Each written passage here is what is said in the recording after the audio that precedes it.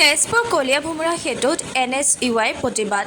NSUI নৱনিযুক্ত ৰাজ্যিক সভাপতি কৌশিক কাশ্যপক তেজপুৰত প্ৰৱেশত বাধা আৰক্ষীৰ।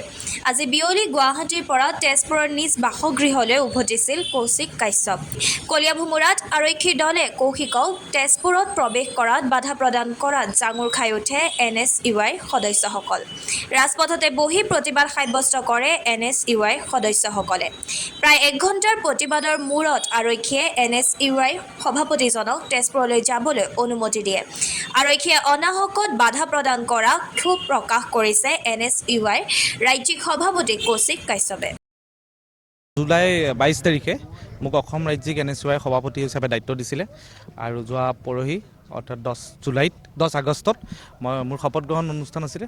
তাৰ পৰা আজি মই মোৰ জাগা তেজপুৰলৈ আহিছিলোঁ ডিষ্ট্ৰিক্টলৈ। সেই সময়ত আহি থাকোঁতে কোনো অৰ্ডাৰ নাই আৰু ৰিজন নাই, আমাক তাতে পুলিচে বাধা দিছে, আহিবৰ কাৰণে ৰখাইছে।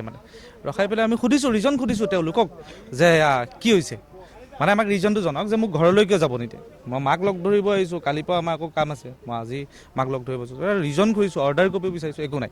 তেওঁলোকে ইগন'ৰ কৰে আমাক। গৌৰৱ গগৈ ডাঙৰীয়াও ইতিমধ্যে তেওঁলোকক কথা পাতিব বিচাৰিছে, ফোনতো আছিল মোৰ, কিন্তু তেওঁ কথা নাপাতে, চবকে ইগন'ৰ কৰি আছে। আৰু সেয়াই গোটেই আমাক প্ৰেছাৰাইজ কৰিব বিচাৰিছে। এইটো এটা হাৰাছমেণ্ট হয়। আমি এতিয়া যি আপোনালোকে দেখিছে ভোট চোৰ, গৰু চোৰ, এইসমূহৰ ওপৰত আমি যেতিয়া যোৱা পৰহি আমি প্ৰটেষ্ট কৰিছিলোঁ, এইসমূহ ভয় খায়। বিজেপি চৰকাৰখনে এইবিলাক ভয় খায়, NSUIক ভয় খাই কিনে পুলিচক আগবঢ়াইছে আমাক ৰখাবলৈ।